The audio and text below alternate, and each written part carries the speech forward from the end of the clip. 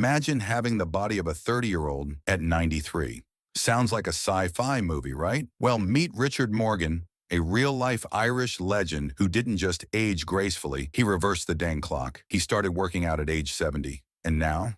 The guy is rocking 80% muscle mass and only 15% body fat. Basically a walking anatomical miracle. Richard proves what most people still don't believe. Getting older doesn't have to mean getting weaker.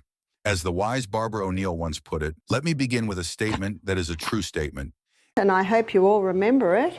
Muscle knows no age. And folks, she was right. Keep those muscles moving and your body can stay strong, pain-free, and spry, even when AARP is sending you weekly newsletters.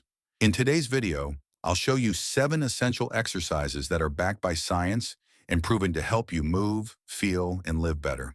And don't worry if you're new to this. I'll walk you through beginner-friendly versions as well as more advanced options, all from the comfort of your home. No gym intimidation, no Lycra required. Plus, I'll break down the key nutrients your body needs to keep regenerating like a Marvel superhero, even if you're in your 60s, 70s, or beyond. If you or someone you love has started to believe the lie that old age shouts a weakness, send them this video. Because let's be honest, there's still so much joy, strength, and adventure to be had. It's never too late to start. And sometimes, the second half of life is the best part. Now let's dive into the very first exercise on our list, the mighty plank. Simple? Yes. Easy? Well, not exactly. But effective? Absolutely. The plank is like the Swiss Army knife of core exercises. It targets the core, basically your body's power center, which includes the abdomen, lower back, and pelvis. For older adults, this area is kind of like the foundation of a house. When it's solid, everything else stands stronger. When it's weak, well, things start to wobble, like your balance, your posture, and maybe even your patience. Let's be honest. If getting out of bed in the morning feels like trying to escape quicksand, your core might need some love. Enter the plank. This little gem improves body control, boosts muscular endurance, and helps you stay upright without looking like you're walking on a tightrope. For beginners, don't worry. You don't need to hit the floor just yet. Start with the wall plank. It's like the plank's friendly, non-intimidating cousin. Here's how you do it. Stand facing a wall. Place your forearms against it at shoulder height. No karate chopping, please. Take a small step back and lean in slightly. Tighten your core like someone's about to poke you in the belly. Keep your body in a straight line and don't let your lower back turn into a hammock. Hold for 20 to 30 seconds, then relax and pat yourself on the back, gently. As you get stronger, you can graduate to the sofa plank or any lower surface, like a sturdy coffee table. Bonus points if you avoid knocking over a decorative candle while doing it. Eventually, you'll be ready for the classic floor plank. Forearms and toes on the ground, body stiff as a board, minus the facial expression of doom. Tighten your core, keep that back neutral, no mountain or valley formations, and hold the position. Start with 10 to 20 seconds and build up slowly. Remember, this isn't a race. Progress should be like a good stew, slow, steady, and worth the wait. What matters most is consistency, not how long you can hold the pose while gritting your teeth like a statue. Now that we've fired up the core and reminded those abs they still have a job, let's move on to the upper body. Next up, the row. No, not the kind you have with your neighbor over property lines. We're talking about the exercise that gives your back the strength of a superhero cape, minus the spandex, unless that's your thing. The row is a must for building a strong back, and it's home-friendly too. No fancy gym equipment needed. Grab some water bottles, rice bags, soup cans, whatever moderately weighted object you've got lying around that won't spill or explode. Basically, if it won't stain the carpet or break your toe, it's fair game. For older adults, this exercise is golden. Over time, our posture tends to hunch forward, kind of like we're turning into human question marks. Not ideal. Strengthening your back helps straighten things out, ease spinal pain, and lowers the risk of tipping over while reaching for that remote you dropped again. Rowing also builds functional strength, which is just a fancy way of saying you'll have an easier time carrying groceries, lifting grandkids, or launching yourself out of bed like a ninja. Well, a careful, safe ninja. Here's how to row like a champ. First, pick your weight. Bottles, bags, even a determined house cat if it cooperates. Kidding? Mostly. Stand with your feet shoulder width apart. Weight in both hands. Lean forward slightly from the hips, like you're bowing politely, keeping your back nice and straight and knees slightly bent. Now pull the weight toward your belly, bringing your elbows back like you're trying to elbow someone sneakily behind you. Squeeze those shoulder blades together at the top, as if you're trying to trap a pencil between them. Slowly return to start, resisting the urge to let your arms flop down like wet spaghetti. Aim for 10 to 15 repetitions, or whatever your body comfortably allows. Remember, form over ego. This is about strength, not showing off to your cat. A few key safety tips. Don't round your back. You're not auditioning for the Hunchback of Notre Dame. Start light. You're building strength, not trying to star in a protein powder commercial. Avoid swinging like you're at a dance party. Keep the motion smooth and controlled so those back muscles get all the love. Stick with it, and your upper body will thank you every time you lift a bag, open a door, or carry in all the groceries in one trip because, let's be honest, nobody's making two. Now that we've given the back some love, it's time to show the chest, shoulders, and triceps who's boss. For that, we're going with the third exercise on our list, the push-up, a classic that never goes out of style. Kind of like sweatpants during laundry week. But don't worry, we're starting with the safest version, the wall push-up. No face plants, no drama. It reduces strain on the shoulders and keeps your joints from feeling like they've just signed up for a wrestling match. How to do it. Stand tall, facing a wall. Place your hands at shoulder height, just wider than your shoulders. Step your feet back a little. Not too far. You're not trying to moonwalk. Slowly bend your elbows, bringing your chest toward the wall like you're about to give it a polite hug. Push back to the starting position like you're gently saying, "Not today, wall." Breathe in as you go in. Breathe out as you push away. Think of it as your mini Zen moment with arm work. This beginner-friendly version helps older adults build strength safely, with minimal risk of injury and zero risk of hitting the floor in dramatic fashion. Win-win. As you get stronger, here's the push-up progression. Move to a lower surface like a table or sturdy couch back. Bonus points if you don't knock over a plant. Then try knee push-ups. These reduce the load on your upper body but still get those triceps and pecs firing. And finally, when you're ready for the full experience, the traditional push-up, where only your hands and toes touch the ground and your pride hovers slightly above it. No matter which level you're at, a few golden rules apply. Keep your body in a straight line. No banana backs or spaghetti spines. Engage your core like someone just challenged you to plank again. Don't worry, we won't. Share the weight evenly between both hands. Your wrists will thank you. Avoid flinging your elbows out to the sides like chicken wings. You want strength, not strain. And please don't hold your breath. This is a push-up, not a freediving competition. Push-ups may be old school, but done right, they're like giving your upper body a high five with every rep.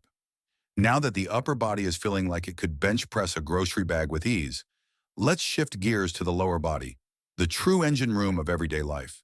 The fourth exercise is the legendary squat. Yep, the same movement you've been doing since you were a toddler, except now it helps you maintain mobility, balance, and independence, instead of just impressing your parents with how low you could go. Squats are essential, especially for seniors, because they strengthen the legs, glutes, and core. All the stuff that keeps you upright, stable, and able to stand up from your favorite recliner without making that weird ugh sound.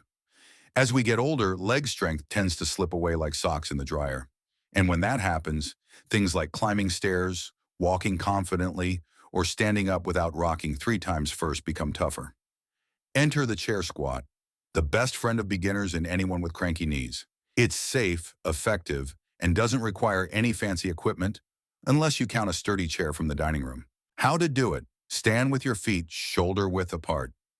Keep your torso upright like you're about to deliver a presidential speech. Slowly bend your knees and lower down until your behind just taps the seat. No full crash landings, please. Then push back up through your heels like you're saying, "No thanks, chair, I've got this." Inhale on the way down, exhale on the way up. Classic fitness breathing, not dramatic size. Once you're feeling more confident, you can progress to bodyweight squats. No chair, no safety net, just your own superhero stance. And for those leveling up, try holding light weights or using resistance bands for an extra challenge. Don't worry, we're not turning this into a CrossFit competition, but beware the usual squat slip-ups. Don't let your knees shoot past your toes. This isn't a Michael Jackson lean. Keep your heels grounded. If they lift, you might feel like you're skiing poorly. Avoid rounding your back. You're not auditioning for a turtle impersonation. Keep your chest proud, your core tight, and your movements smooth and controlled. With regular practice, squats can turn you into a stair-climbing, chair-standing, dance floor-dominating machine. Results may vary, but confidence guaranteed. Next up, the glute bridge, also known as the move that makes your backside stronger, your posture better, and your lower back say, "Thank you, finally." Glute bridges target the glutes, hamstrings, and lower back. Basically, everything that helps hold your trunk together without turning into a rusty hinge. By strengthening the pelvic region, this move improves hip stability, relieves lower back tension, and helps you move through life with less pain and more power. Now, if your mobility feels like it's still waking up from a long nap, start with the partial bridge. This gentle version keeps the range of motion lower, so your spine doesn't feel like it's doing a trust fall without backup. How to do it. Lie on your back like you're about to take a nap, but keep your mission in mind. Bend your knees and place your feet about hip width apart. Let your arms chill at your sides, palms down. No fancy yoga hands required. Press your heels into the floor and lift those hips slowly, like you're trying to sneak up on gravity. At the top, your shoulders, hips, and knees should form a nice straight line, not a roller coaster. Pause for a second, long enough to feel that glorious glute burn. Then lower your hips slowly. Don't flop down like a dropped pillow. And don't forget the breathing. Inhale before lifting, exhale as you rise. It's like giving your core a helpful whisper of support. When you're ready to level up, try the single leg bridge. It's like the regular bridge, but with one leg in the air, turning the glute work up to wow. Or grab a light weight and rest it across your hips, like a gentle reminder that you're not here to play. Resistance bands? Even better. Just make sure you're not using one strong enough to launch yourself off the mat. Common mistakes to avoid. Letting your hips sag or overextend. You're going for a straight line, not a dramatic swoop. Using your lower back instead of your glutes. If your back is doing the work, your butt is on break. And we're not here for that. Placing your feet too far away, that's not a bridge. That's a lazy incline. Keep those heels close enough to high-five your glutes. The glute bridge may look simple, but it's secretly a superhero move. And once you master it, your walks will be stronger, your back will be happier, and your stares will feel a whole lot less judgmental. To wrap up our lower body workout with a bang, well, more of a lift, let's talk about one of the most underappreciated exercises out there, heel raises. Yes, heel raises, also known as plantar flexion, which sounds like a spell from Harry Potter, but it's actually just standing on your tiptoes. This simple move targets your calf muscles, which play a huge role in mobility, balance, and blood flow. And yet they rarely get the spotlight. Poor calves. Always the bridesmaid, never the bride. Here's a fun fact. Your calves are sometimes called the second heart of the body. Why? Because when they contract, they help pump blood back up to your actual heart. So yes, every heel raise is like sending your heart a little love note from your legs. This helps prevent blood pooling, swelling, and those charming little squiggly veins no one asked for. Here's how to do a heel raise properly. Stand tall with feet hip-width apart, toes pointing forward like you're confidently waiting in line at Starbucks. Keep a slight bend in the knees and your spine aligned like a proud penguin. Hold on to a wall or chair if you're feeling wobbly. No shame in the stability game. Slowly lift your heels so you rise onto the balls of your feet like you're trying to see over a crowd at a concert.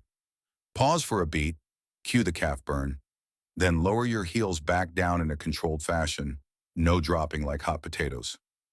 Pro tip, engage your core while doing this to stay stable and keep everything in line. Yes, even heel raises sneak in some AB work. Got mobility challenges? No problem. Start with seated heel raises, Sit on a sturdy chair, feet flat. Lift your heels while keeping the balls of your feet on the floor. Lower back down with control. It's like calf day for couch potatoes, but in the best way. Ready to level up?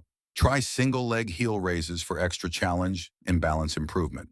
Or take it to the edge, literally, with step heel raises, which give your calves a deeper stretch and more range of motion.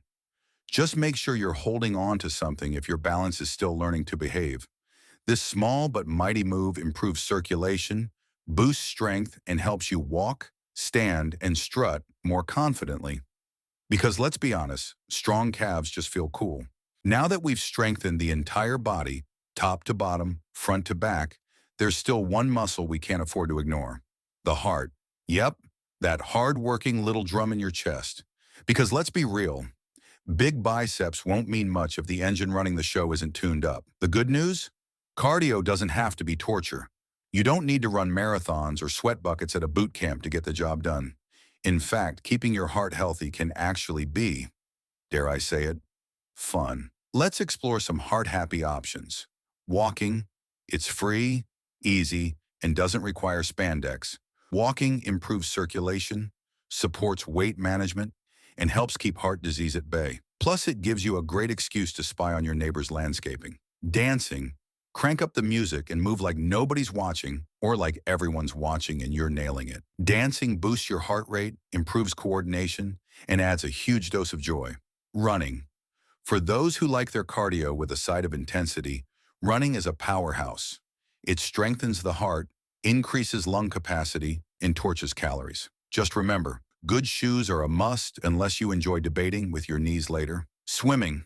A full-body workout without joint impact. Yes, please, swimming is gentle, effective, and makes you feel 10% cooler just by showing up. Water aerobics, all the benefits of cardio, flexibility, and resistance training, with none of the sweat dripping into your eyes. A graceful way to get strong, like synchronized swimming, but less pressure. And now for the secret weapon, rebounding. That's right.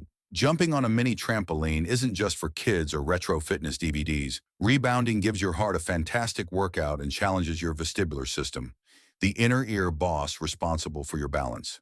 Every bounce requires instant micro-adjustments to keep you from face planting. That means your body is constantly practicing balance, coordination, and knowing where it is in space. In other words, you're training to be a fall-dodging ninja. Studies show that this gentle impact movement improves postural reflexes and makes your movements smoother and safer, especially as we age and gravity starts getting aggressive. Before you jump into anything, literally or figuratively, here are a few essentials. Stretch before and after. Your muscles deserve a proper warm-up and a cool-down hug. Listen to your body. Pain is not a challenge to power through. It's a memo saying, hey, maybe slow it down. Balance matters. Strength is great, but if you're tipping over during socks on wood floor season, it's time to train stability. Good posture isn't just for school photos. It keeps your joints happy and movements efficient. And if you're using weights, start light. You're building form and control, not auditioning for a strongman competition yet. Final thought. Movement is medicine. Mix strength, balance, and cardio. And you're not just working out. You're upgrading your quality of life. Now that we've learned how to wake up those muscles and get the body moving like a well-oiled machine, let's not forget one little detail. Fuel. Because exercise alone won't cut it if your body's running on fumes. Imagine doing a road trip on an empty tank. Yeah, not going far. Your body needs the right nutrients to recover, grow stronger, and keep you feeling like a champ, especially as the years roll on and metabolism starts playing hard to get. Let's break down the essential nutrients for staying strong, sharp, and thriving with age. Protein, the muscle MVP. Protein is the construction crew for your body. It repairs and rebuilds muscles and helps prevent sarcopenia, a fancy word for age-related muscle loss, or as I call it, the silent strength stealer. Make sure every meal has some protein power: lean meats, eggs, fish, dairy, legumes, or nuts. Yes, even peanut butter counts. You're welcome. Calcium plus vitamin D minus Bone Bros. Want to stay upright and not snap like a breadstick? These two are non-negotiable. Calcium helps build strong bones and aids in muscle contraction, while vitamin D helps your body actually absorb that calcium. Think dairy, leafy greens, nuts, and a little sunshine therapy. 15 minutes a day will do it, but sunscreen is still your friend. Omega-3s, brain boosters and inflammation fighters. Omega-3s help your heart, sharpen your mind, and calm down inflammation. Basically, the peacekeepers of your internal systems. You'll find them in salmon, sardines, tuna, and for the plant-based crew, chia seeds, flax seeds, and walnuts. Magnesium, the muscle whisperer. Magnesium helps with muscle and nerve function and works as calcium's backup dancer. Stock up with nuts, seeds, whole grains, legumes, and, yes again, dark leafy greens. Seriously, kale might be trying to take over the world. B vitamins, the natural battery pack. These little guys handle energy production and nervous system function. Without them, fatigue sets in and everything feels meh. Fuel up with eggs, dairy, whole grains, lean meats, and more of those leafy greens your fridge keeps judging you for not eating. Fiber, the digestive traffic cop. Fiber keeps things moving in the nicest way possible. It also helps control cholesterol and blood sugar, keeping your insides calm and collected.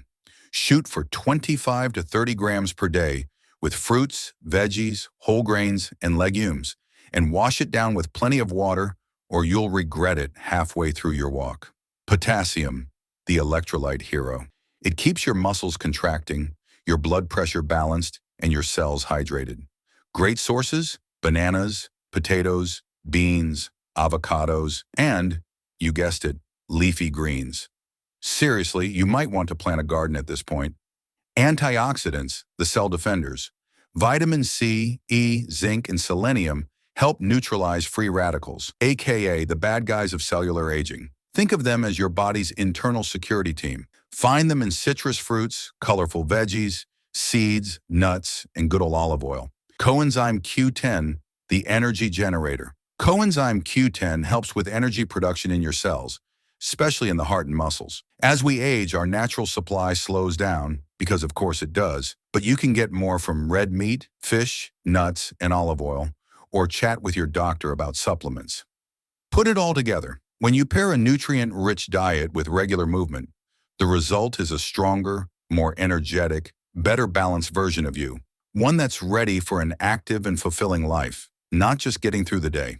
Final thoughts.